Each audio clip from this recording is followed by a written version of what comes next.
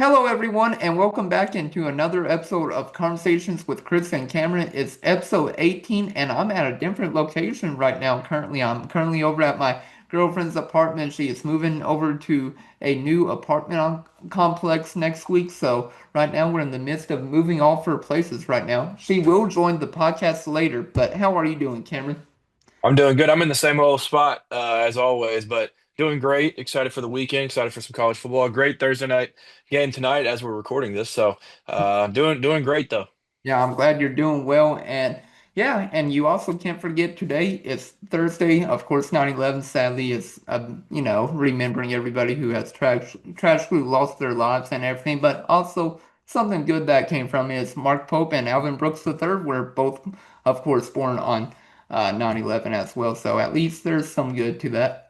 Yeah, happy birthday to those two goats. I saw you tweet something about leg room earlier, so hope he's having the best leg room ever today. And then Mark Pope, Yeah. obviously, happy birthday to him as well. Yeah, I wonder where Alvin Brooks was out recruiting today. So hopefully we'll find out soon who he was visiting. It's definitely hard to talk to all these basketball recruits because they're usually hush hush about their recruitment. But of course, probably Jacob Polacek or Travis Branham or somebody will tweet out who Alvin Brooks was visiting. Yeah, hopefully so. Hopefully we can find that out pretty quick. But Yeah, hopefully. And of course, we're going to mainly be talking about Kentucky football, but of course, we'll talk a little bit of Kentucky basketball. Big Blue Madness, it wasn't just announced for today. It is happening on a Saturday this year, which is very surprising. I was like, what is going on? It's happening Saturday, October 11th inside of Rupp Arena. So that's not really a change, but happening on a Saturday, that's very surprising. And maybe they're doing that because they expect more fans to come out instead of it happening on a Friday. yeah, I hope so. I mean, there's a chance I can get out to it this year. I haven't been in a little bit. It's just tough on Fridays for me not being in the Lexington area. But yeah, I hope I'm able to get out there. I think it's cool to be on a Saturday though. You can kind of have a Mhm. whole day ramping up to it, Yeah. and then have a great night while at Big Blue Man. So it's cool for me. Yeah, and you can't forget also about Keeneland going on at that time, so people enjoy that. I don't know if there's a home game at all for Kentucky football, so maybe they scheduled it during a bye week. I'm going to look that up currently. So it would make the most sense if they do it October 11th on. Yeah, they have a bye week, so that's perfect. There's no, Kentucky football going on. There's the bye week, so all the fans will be at Rupp Arena supporting the Cats. So I think that works out perfectly. I mean, yeah, we all wish we could have some football that weekend, but having Keeneland and Big Blue Madness basketball going on, there's nothing better. Oh yeah, that'd be quite the weekend for UK fans. Usually it's the Keeneland, Kentucky football home game kind of stacked, but now you get something even bigger, in my opinion, with Big Blue Madness. Like this is something that Kentucky fans absolutely adore and love and look forward to every single year. And I was out of town last year for it, but it looked absolutely incredible for Yeah. Mark Pope's debut of Big Blue Madness, and so I'm excited to see what year two brings for us. Yeah, I'm excited for year two. And I think last year was probably the best Big Blue Madness I've gone to. Like under John Calipari, it was just really boring in my honest opinion. Like I know it's more of a showcase for the recruits, basically saying this is why Kentucky is number one. This is why they are the best, basketball, best basketball place to play at and everything. It's more of a recruiting visit now for all the recruits who are juniors, seniors in high school and UK trying to get commitments. But I think last year was like the best I've seen. I've gone, I don't know, I've probably gone to 4 or 5 in my lifetime, but overall I thought last year was the best. And just the glass court that they put on there, having Rick Pitino show up at Rupp Arena, like of course some fans were expecting that. I thought he was going to potentially show up and he did, and I didn't get to talk to him. I was a little bit late to get down onto the court after Big Blue Menace got over, but I know some other people got to meet Rick Pitino, take pictures with him, like Tristan Ferris from KY Insider. He got a picture with him. I'm like, dang, why couldn't I have gotten down to the court center? Because I was a media member last year at that event, and it was so electrifying. Yeah, that event looks so cool. Like I said, I was out of town, but like it was crazy to see just the draw that it had on just social media in general. I remember so many big names outside of Kentucky sports tweeting about it, whether it was Big Cat at Barstool or just some other big names in the media world that don't really have an affiliation with Kentucky, just talking about how crazy it was that Ricky P is back in Lex and he's wearing a Kentucky pullover. He's back with his '96 championship team and he's just back. What's he call it? Camelot. He's back at Camelot. Yeah. So it was really cool to see. Obviously, that would have been sick if you could have got down there, got a picture with the Mhm. legend. But The yeah, legend. last year it'd be hard to top that. I mean, Yeah. last year's was crazy. Yeah, and who knows? I mean, like there could be a surprise that will be happening this year. Like who knows what Mark Pope has under his sleeve, but I expect something great to happen again this year because like I said, last year I thought he just brought so much enthusiasm back to the program. Like you saw players and Mark Pope coming from the crowd like they were walking through different sections. I'm like, you never saw that under John Calipari. Of course, you had John Wall, doing the John Wall dance and everything like for John Calipari's first year, but you never saw players walking from the crowd down to the court. And, I just thought that was a surreal moment last year as well.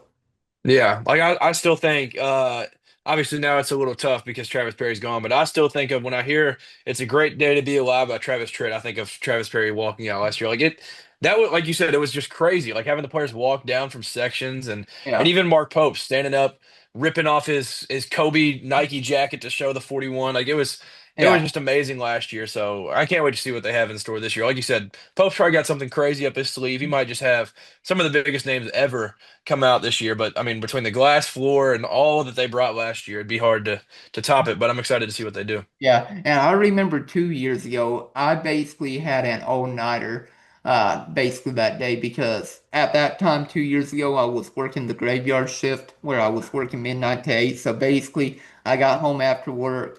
I went to Keeneland, basically like a couple of hours later with my parents, and then basically after that, we got dinner. I think we went to Joe Baloney's. I can't remember, but. Then I went to Big Blue Madness and basically I was up 24/7 or like 24 hours that day. It was rough on me, but that was still a lot of fun. I just remember Chin Coleman being so loud to like the players and everything. I'm like, you don't have to be that vocal, man. Yeah, dude, I bet you were sleeping great that night though. Once you finally got home. Yeah, once I got home from Big Blue Madness, I got back to my parents' place and just slept like a baby for sure. Yeah, no doubt. I mean that's a full day right there. That's a full Lexington day, honestly. I mean, going work, Keeneland, eating Yeah. with the fam, and then going straight to Big Blue Madness. I mean that is wild. Yep, and it was, of course, the last ever Big Blue Madness was with John Calipari because, of course, after that he went to Arkansas, and I wish him the best of luck, of course, except against Kentucky for sure. Wasn't Boogie at that one? Or was he the one before that? I think it was the one before that. I don't think any of the former cast showed up for John Calipari's like last Big Blue Madness. I think it was the year before. Okay, I couldn't remember. I knew Boogie was there recently, like one of these last few years, but Yeah. yeah, I'm sure if they knew it was like his last one, there would have been a ton there. Yeah, But I remember this was going back to my high school days, but I remember there was no security around Drake, and this was whenever Drake, I think he went to two Big Blue Madnesses before, but I think it was the first time he went.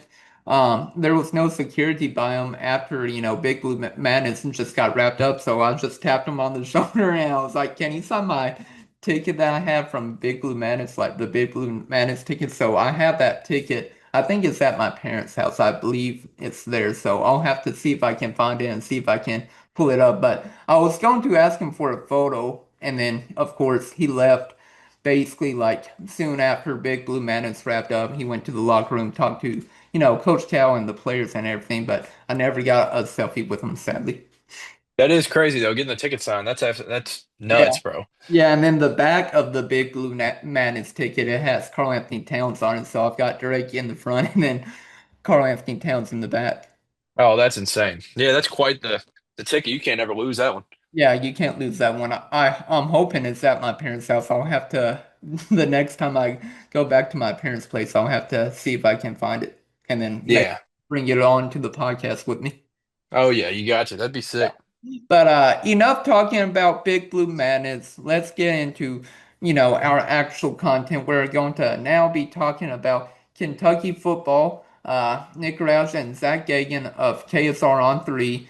they announced on, I believe Tuesday it was, that Cutter Boley is expected to be the starter on Saturday against Eastern Michigan. And one of the reasons why is because Zach Calzada is still dealing with a shoulder injury that he suffered from Ole Miss. And like we were mentioning in our last podcast, it's a different shoulder. I think it's his left shoulder he injured, and previously his right shoulder was, injured. He had to have surgery on that. And, I wish him the best. Hopefully he gets healthy. But at the same time, Mark Stoops has been saying throughout the whole week that, Cutter will play. So we could see both quarterbacks play potentially this upcoming game against Saturday. And honestly, in my honest opinion, I would rather just have Cutter Boley play the whole game, see what he can do. If he's playing terrible, then of course bring in Calzada. But if he's not, let it rip, see what he can do. And if he does well, play him against South Carolina. Basically, you have a bye week after this, get him prepared for the South Carolina game after the bye and see what he can do there. Yeah, I do agree with that. If we can kind of see a little bit of both this game. I mean, obviously it's going to be rough with Zach Calzada being hurt, but it is tough just because mentally, like if you go full cutter this game, full cutter South Carolina, and then you try to bring back Zach, like there's gonna be some things mentally with Zach and mentally with Cutter where it's like, dang, well, I've just been like thrown to the side, or like now I'm like, if you're in that case, Zach, he's probably thinking he's walking on thin ice, where if he makes any mistake, they're just leaving him again. So like. I do think you're gonna have to if you make this Cutter decision, even once that Calzada's fully healthy again, you just gotta ride with him. But like you said, let it rip, see what he's got. I mean, this guy's only played against in the swamp. He's played Yeah. Murray State, Louisville, Texas. Like it's just been very, very weird. This is Mhm. a great test just to kind of see because this is a team. We'll talk about this in a little bit. But like this is a team that we should beat by 50 plus. I don't But know what the line is, but like we if should beat this team by 50 plus. it's actually only 23 and a half, That surprising. we should cover that We double. We we should we should double cover that. I mean that this team is terrible if we if we don't can't do it this game. if we don't win by 30 or 40 points, I'm definitely going to be disappointed. Of course, I know Mark Stoops' offense, they never scored a lot. I mean, we struggled against Toledo, only won, I believe, 24-16 against them, but we need to put at least 35 plus points on Eastern Michigan, if not more. Yeah, I mean Toledo, like we said, even before that one, like that's a very respectable team, and they Mhm. even ended up going and killing Western Kentucky right after, who's been really good so far too. So, this is a team, like you said, we got to put up minimum 35. I Yeah. think that should be we should have that at half. Yeah. In this one, I think this is a game where we should be seeing names that most fans don't even know because it's Mhm. freshmen playing. Like we should see by the time this is over, I want to see a Montaven Quisenberry 20-yard catch, something like it. We should be Mhm. killing this team big time. Yeah, and maybe we even see Bo Allen play. Hey, I would be all in for that. I love Bo Allen. I'd Yeah, love to see I, him get in there. I'm still surprised he's still on the team because whenever, like, I knew he was on the team, but whenever I heard he was getting second team reps on Monday as a backup to Cutter Boley, because of course Zach Calzada missed practice on Monday with his shoulder injury, but whenever I saw that name, just him getting backup reps, I'm like, isn't he like a sixth-year senior or something, like Zach Calzada being a seventh year? Yeah, yeah. Bo Allen's got to be a unk now because he was the class of 2020 out of high school, I think. So Uh-huh. he's going on so many years. But obviously he had I'm sure he had a medical red shirt sprinkled in, but he had a red shirt at UK originally. Uh-huh. But then he's gone a couple of different spots and played a little bit. So I don't really fully understand how he has eligibility, but Yeah. I'm not here to argue it. You can't forget about him being at Tarleton State, the GOAT. Yeah, Tarleton State. Yeah, home of Billy D. Mobility, yeah. But yeah, speaking of Eastern Michigan, though, they've lost both of their games that they have played. The second game was a home game for them, but very first game they got killed. They lost 52 to 27. Yeah, they scored a lot. 27 points is still, a pretty decent amount, but to give up 52 points, that's awful. And then, of course, they lost to LIU, the LIU Sharks, and it was a home game for Eastern Michigan, and they lost 28 to 23. And overall, like UK, like we've been saying, we should beat them. It should be pretty easy. Their quarterback for Eastern Michigan is Noah Kim. So far in the two games, he's thrown for 437 yards, and dude, they pass the ball a lot. You know how many attempts he's had through the two games?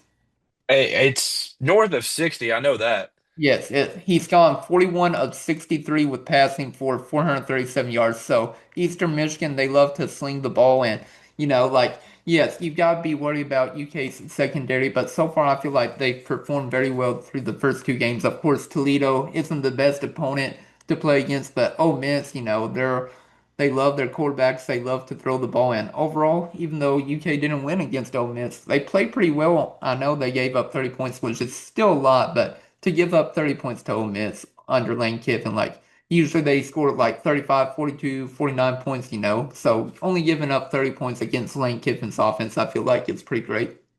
Yeah, that's pretty solid. I do want to add on to the LIU team that Eastern Michigan lost to. Is one of the worst teams in all of Division I football this year. And that team, the Florida team that just lost to USF, beat that Long Island team by 55. I think it was 55-0. Yeah. Um, so now the fact that this Eastern Michigan team lost to that, if you're going through this long list of Mhm. connecting the dots, we should destroy this team. Now, you did mention they throw the ball a lot. They do have a running back that you mentioned Zach Calzada, you mentioned Bo Allen, these guys that have been around for a while. Dante McMillan for them Dante is McMillan. one of he's been in college I think 6 or 7 years. Like he's been around. He's Uh-huh. played. I think he played at Weber State and he's been at Eastern Michigan for a little bit now. So they've got a guy with a little seasoning on him, but also Noah Kim. He started his career at Michigan State. So did their top receiver. So they have a little bit of connection already. So those two guys they know each other pretty well, and he's comfortable with him as a target. I think it's Lockett, but yeah, overall this team is terrible. Like that's the only thing to say. Like the highlight of their season is just the fact that they play on Max Crosby Field. Like Yeah, Max Crosby. just they don't have. Yeah, there's no redeeming factor to this team. We Yeah. should kill this team. That's We it. should definitely for sure. And you were right about Dante McMillan. He's been in the league for or in college for 6 years, I believe. Yeah, 6 years. So like you were saying, he started at Weber State. He's been with Eastern Michigan since 2023. So basically half of his career was with Weber State and then the other half is with Eastern Michigan. So you're not wrong about that. 6 years for Dante McMillan and so far this year, he's had 136 rushing yards through two games, so about a little bit over 65 yards per game. So not the best, but not the worst. Yeah, not too bad. I mean, um he's obviously getting not a ton of Mhm. carries just because like you mentioned they do throw the ball a lot. So they've had him and then they've had the something Dunlap. I was looking at their stats earlier. That's kind of their two-headed monster out the backfield. Um Yeah. Kim doesn't run the ball, the quarterback. He doesn't run it much, but they've kind of had two different running backs that have been just okay for them so far. But I do know that McMillan has been decent out of the backfield for them. Yeah. So I they do mean, throw it to the running backs a little bit. Yeah, I mean he's averaging 8 yards per carry. He only has had 17 carries through two games with 136 rushing yards and averaging 8 carries a game. I'm like, why don't you run the ball more with McMillan? And then of course with Taviri Dunlap, like you were mentioning, he has had 21 carries for 59 yards and basically it's only averaging about 3 yards a carry. So I'm like, you should get McMillan the ball more if you want to be successful. Yeah, no doubt. I mean, both of them are okay at best, I would say. Like this is a team that running wise, we should hold this team to less than 50 total rushing yards. Like that, just no doubt in my mind. They should not be able to run the ball at all. And then Mhm. I'd like to see the defense get two or three picks and It would be maybe great. house one of them. Just have some fun with it. I would love to get a pick six. I mean, we had chances, of course, Ty Bryant. We talked about in our previous podcast. He had two interceptions. Sadly, he couldn't run it back. But I mean, both of those interceptions were insane. And of course, gave Kentucky a 10-0 lead as well. Yeah, yeah. I'd like to see Top Bryant get him another one. Maybe get Yeah. rolling and get another pick and turn one into a pick six this week. Yeah. Become the next Maxwell Hairston for Kentucky this upcoming year.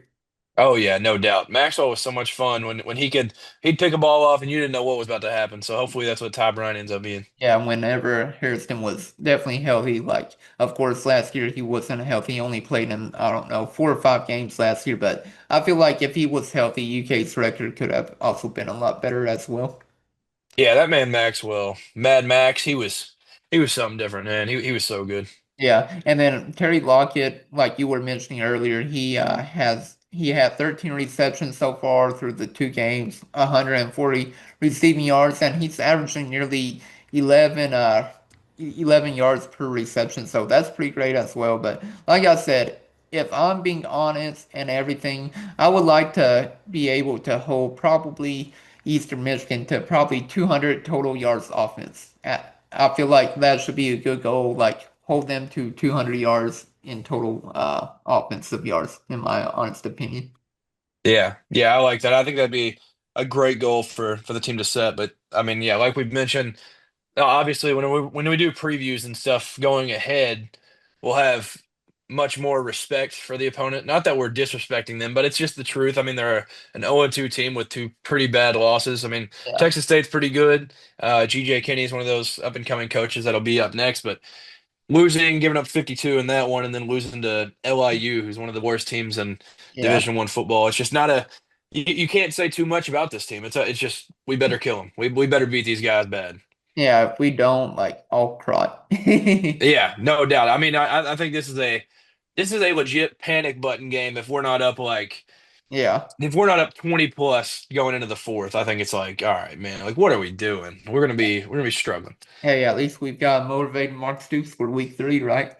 We do. We do have a motivated Mark Stoops. Yeah, but like I said, I feel like this game is going to be an easy win. I feel like you don't have to really worry about Eastern Michigan if we're not up at least. I would say if we're not up by at least 28 plus points before halftime, like something's wrong. Yeah, no doubt. Yeah, I agree with that. This is a team that we should just be able to throw the backups in, have some fun with it, and make a feel good game where even for Bush Hamden, just confidence wise, that he Yeah. can open the playbook up a little bit and just figure out what really works for this team. And then honestly, you mentioned the 200 yards. I want to see just a ridiculous. I want to see just honestly program record setting like sack day. Like I think just because the pass rush has been good on Austin Simmons and the Toledo game week one, like the pass rush has been good. So I don't know why, unless they're just getting the ball out consistently quick, then it's understandable why we wouldn't have too many sacks. But being able to sack them and bring Noah Kim down and not even let him get a chance to look down the field, that would be a big fun takeaway for me if we're able to do that. Yeah, and I feel like last year going into week 4 of the season, UK was playing against Ohio, and I felt like Butch Hamden opened up the playbook more against Ohio. Of course, UK killed them last year. They won 41-6, and honestly, it was a great showing. And then, of course, the week after UK beat Ole Miss, and everybody was like, "We're going, 9-3, whatever we could get at that time after upsetting Ole Miss on their field." So I'll be honest, I'm ready to see what Bush Hamden can do with opening up the playbook. Hopefully, like I said, Cutter Boley can just do some insane things on the field. I mean, you saw what he did against Texas, and we just want him to replicate what he did there. I mean, he wasn't out there for long, but what he did against Texas was insane. And of course, I made a tweet jokingly the other day saying that Cutter Boley was going to turn around UK season and then also make him a Heisman candidate. I don't know if you all saw my tweet or if you saw my tweet at all, but it was a joke tweet, of course. I don't expect Cutter Boley to, necessarily really turn UK season around. Plus, not be in the running for the Heisman. Yeah, I think I did see your tweet. I don't think I would be. I don't think I'm expecting to see Cutter Boley in New York in late December, but crazier things have happened. But I am excited just for Cutter, just big time. I mean, like you said, Texas, who was a really good defense last year, he came in, balled out against them, and then Yeah, kind of got thrown into the Wolves for the Louisville game. It was kind of yeah, his first true start with a team that's got tape on him, and it's just a rough environment for him. So being able to go into this one with a little well, he's just more prepared now. Like it's yeah. just it'll be cool to see. And then like you said, Bush Hamden. Mhm. Yeah, I don't know if you saw the compilation. I don't remember who posted it the other day, but like his compilation of like what was he saying? TSR. Like we'll just have to get back and look at it or something. Yeah, Like TSR posted that. okay, yeah, I Like, saw that. And I was like, oh man, like I didn't watch it, but it was so bad. He just kept repeating that for every answer. Like, we gotta look at the tape to see yeah, how. we'll have to look at the tape. Yeah, hopefully it's not one of those. Hopefully this is a game where he just has great takeaways. We don't have to look back at the tape on anything. We Yeah. just go forward with what we've done in this game, and hopefully it's just a blowout. Yeah, hopefully it's a blowout. And we'll talk a little bit more about Kentucky football, and then we can talk about of course, Kentucky basketball with their new practice facility. But let's just talk about what do you expect with Cutter Boley with his first official like start for this upcoming year. Of course, last year he started against Louisville, but for the 2025 season. Yeah, I don't really know what to expect numbers wise, but I want to see him just be very comfortable so far. Like I just want him to have a so Calzada's attempted 53 passes and he's completed 25. I would expect him to I don't know. I hope they throw it at least 25 times with him. That would be Yeah. my expectation. I just want to see at least a little bit. Give him some chances. Let him throw downfield. Let him throw some safe, quick routes as well. Yeah. But I just want to see him. There was the play late in the Ole Miss game where he ended up getting sacked. Where if he waits one more second, tries to throw out of the sack, Hardly Gilmore's there on like a 10-yard dig for a first down right there. I hope he doesn't feel rushed and that he stays on top of his feet. He plays well. I just want to see that. I mean, obviously if he throws a pick, I'm not going to freak out by any means, depending on what the pick is. Like if it's trying to risk something as we're up 35-0, I'm not going to be too mad about it. But obviously, we'll be able to run the ball and we'll probably get a commanding lead. So I would like to see him kind of air it out and just get a familiar little feel with his guys as we head into SEC play after this one. Yeah, I would like probably, like you said, about 20-25 passes he would throw. I would like to see at least a 70-75% or higher completion rate. And I would love to see at least 250 yards thrown by him, at least. Like, I want to air the ball out against Eastern Michigan because we just struggle with throwing the ball, like, no matter who we've been playing against, whether it be a weaker opponent or an SEC opponent. But yeah, I would like at least 200, 250 plus yards of just throwing to see what we can do with Cutter Boley and, of course, our wide receivers as well. Yeah, an ideal stat line for me, like if we were predicting a stat line, I would say, like you said, 200 to 250 passing yards. I would say give me 225 passing yards and three passing touchdowns with, yeah, 70% completion. I would be very, very happy and pleased with that being his first start of this year Yeah. with these guys around him. Yeah, like you were saying, I would say probably give me 232. I'll say 232. 232. Give me 232. I'll say two touchdowns for me, and let's do a 70% completion rate as well. So let's say he throws the ball 20 times, that would be 14 for 20. So, if he throws the ball 14 of 20, get that 70% completion rate. Yeah, yeah, that would be a great game. I'd be excited with that one. But just seeing him with Jamori and just getting a familiar little feel with it, whether it's Hardly Gilmore or the tight ends. I mean, Willie Rodriguez spoke pretty highly of him, where he was saying that we were recruited together, whatever. We've roomed together, all this stuff. I'd say we're pretty good friends. So maybe he'll have a good tight connection with Willie Rodriguez too. Hey, you can't forget about Josh Caddis being tight end number one, though. I know. Yeah, I do want to see Josh Caddis have a ball game. It would be Yeah. cool to see him just get rolling a little bit. Yeah, that'll be great. And then, of course, the rushing, you don't have to worry about that. Dante Dowd, Seth McGowan, they're going to do their thing. If they don't have at least 150 plus rushing yards, I'll be honestly surprised. Yeah, I think yeah those two should probably combine for yeah 170 plus. Like Yeah. they should both have a good Yeah. game. I would hope. Yeah, well, let's get into score predictions real quick for the Eastern Michigan game, and then we'll talk a little bit about the Kentucky basketball new facility that they're building or hoping to build. Of course, they were expecting to meet today. I don't know what exactly happened from the meeting. I haven't been really keeping up. I've been, like I said earlier today, I've been helping my girlfriend move and everything, get ready for her new apartment complex that she's moving to next week. But been helping with that. But yeah, they were. Let's get into the score prediction. So with Eastern Michigan, I'm going to go with. Let's go with since Toledo scored 16 against Kentucky. I'll say they'll score. I don't know. I'll say 10 points. I'll give them a touchdown and a field goal. So I'll go with. I'm trying to think. I'll go 48 to 10. That's my score prediction. UK, of course, kills Eastern Michigan, but 48 to 10, that's my score prediction. Okay, I'm going a little bit more. This one hit me just in the middle of the podcast, so maybe this is a gut feeling, and I don't know if you're out there and you're a crazy better, then you could bet the exact score, but 52-6, two field goals for them, 52 points for the Cats, and we just kind of roll. Feel good Saturday. and just a great week three game where we put up a lot of points and the defense shows up and only holds them to 2 field goals. Yeah, that would be great if we do that, but I'll give them a touchdown and field goal. I mean, hopefully I'm wrong and, UK potentially shuts them out, but we'll see about that. But, enough talking about Kentucky football. We'll briefly talk about the new basketball facility, and this came out of nowhere.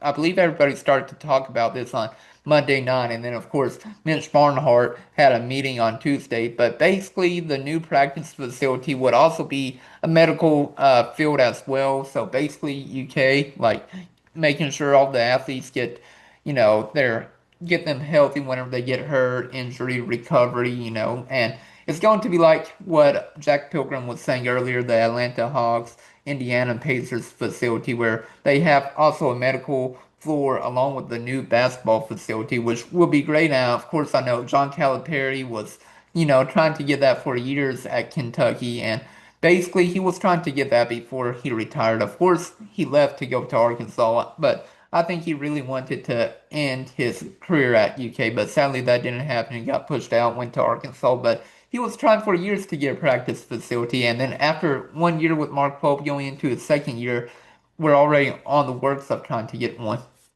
Yeah, it says a lot about the vibes of the program, really. I mean, like his last few years, when he was trying his hardest to get this done, there was really no urgency to it at all. And now we're going into year two of Mark Pope, and it's gone swell so far. So I think they're definitely in not a rush, but there's a little urgency to try to get it done. And I think it's going to be very helpful recruiting wise, Mhm. just in the program entirely. Because like you mentioned, it's going to be an NBA type Yeah. layout with it. Like there's going to be the healthcare right there, Yeah. along with the practice facility, and I'm excited for what it's going to look like. Yeah, it's for also a new UK healthcare sports medicine place. So yes, it would be great for, of course, recovery for players who are injured or just trying to recover from a game-to-game basis because it can be a lot during a football season to try and recover while also doing school. And then of course you're practicing every day with sports and then basketball. You're playing twice a week, and we saw it last year just with how many injuries UK had with Brandon Garrison being injured at the very beginning of the year. Of course, he only missed one game, but more specifically, Andrew Carr with his back. Uh, Lamont Butler was fighting a shoulder injury throughout the year. And then, of course, Jackson Robinson missed basically the second half of the season, like from February on. And then, of course, Kirk Kriisa got injured in December against Gonzaga, broke his foot. So, of course, it's going to be very helpful for the players, I believe, as well. Yeah, I definitely think it'll be very beneficial for the players. But Mhm. yeah, overall, I mean, the biggest talk is kind of it'll be so nice to get that new facility, like because it has needed an upgrade. Um, and then I'm assuming I haven't heard too much about like what the players' lodging will look like. Have you heard anything about that?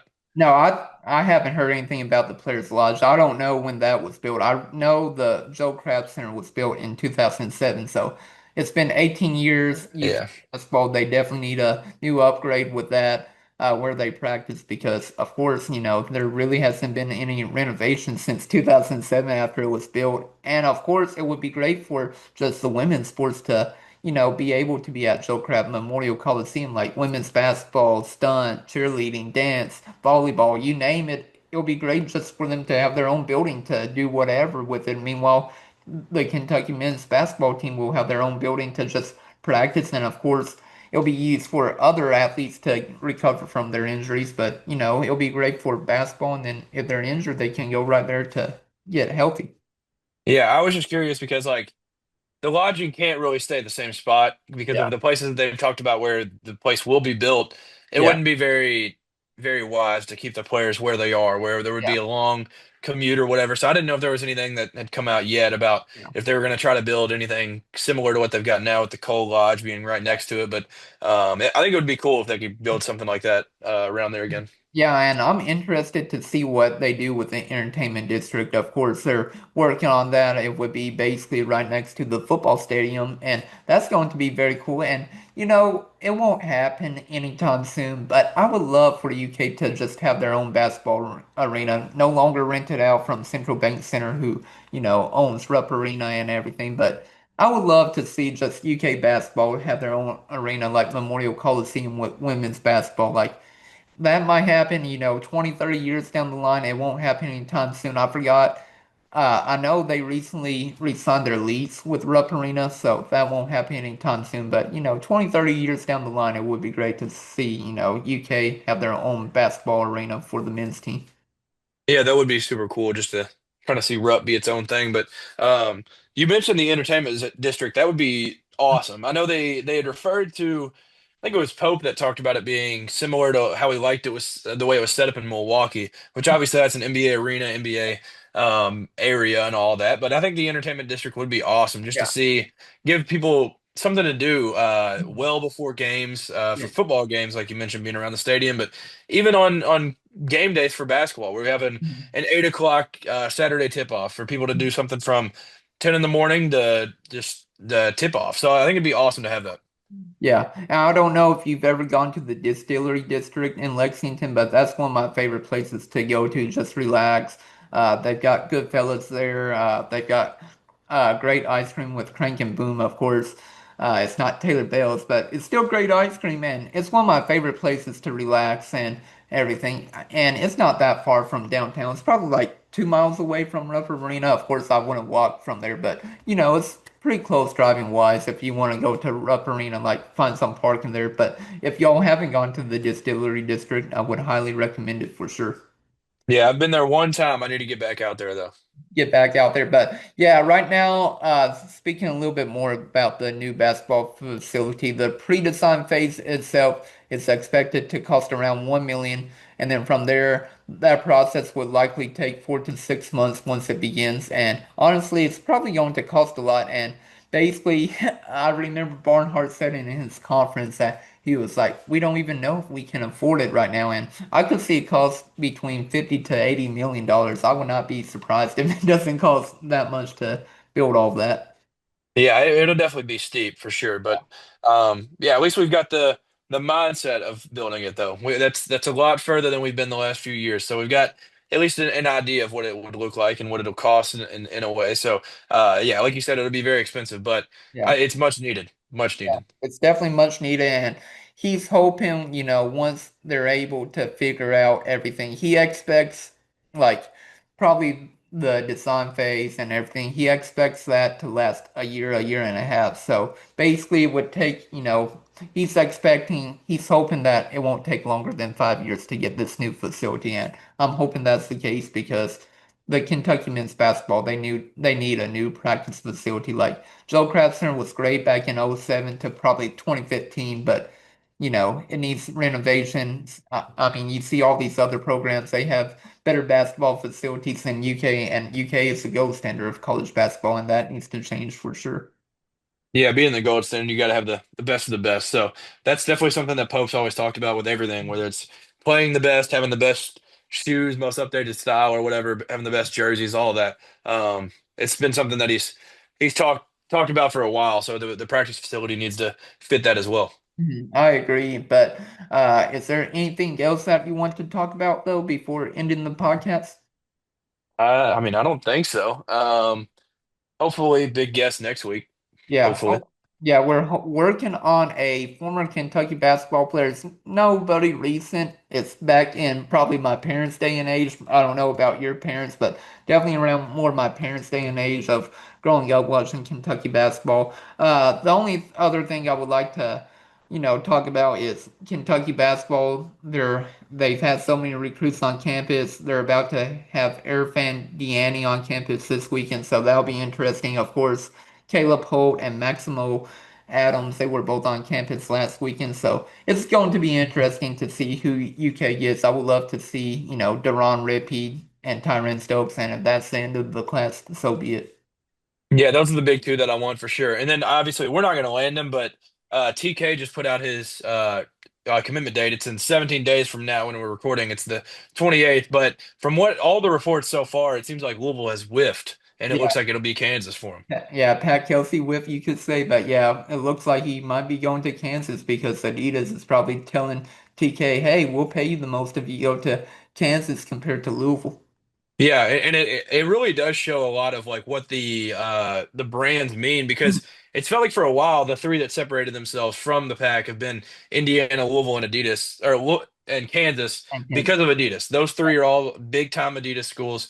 So Mhm. those three have kind of separated themselves, and it looks like it'll be a Kansas Jayhawk. I'm hoping that's the case because I don't want to see him at the other two Yeah. places. But then Louisville might, change their recruitment to Duron Rippey. Of course, Mark Pope and his staff, they've been targeting Duron Rippey forever. So I'm interested to see where Rippey ends up. Hopefully he's a Kentucky Wildcat. But yeah, like I said, give me Tyron Stokes and give me Tyron Stokes and Duron Rippey and I'm all good.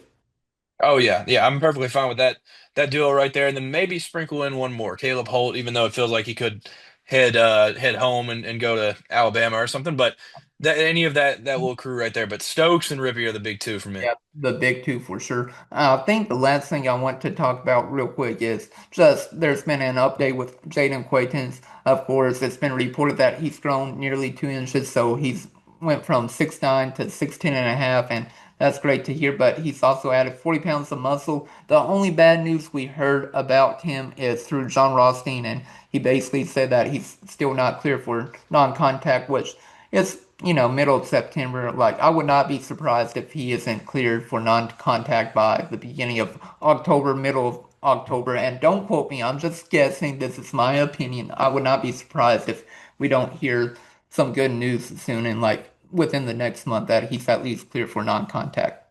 Yeah, what it seems like at this point is like the target date will be January, so the beginning of SEC play. But Mhm. honestly, having him back at any point this season will be such a blessing. He's going to be so good for us, and I can't wait to like see his recovery and get him back. Yeah, but we'll talk more about that in a later podcast. But we wanted to hit on some Kentucky basketball news, of course.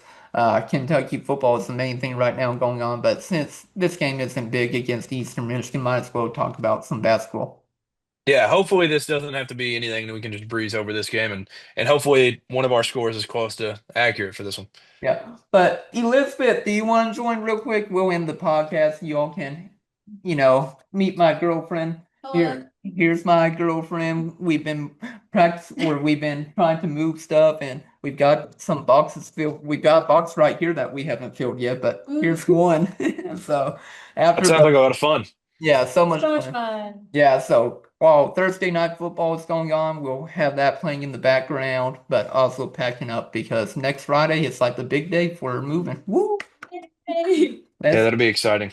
yeah, but we appreciate y'all watching on YouTube, of course, listening on Apple Podcasts and Spotify. But I believe this wraps up, our latest episode with conversations with Chris and Cameron. Go Cats. Go Cats! Woo! Yep. Even though she's a UC fan.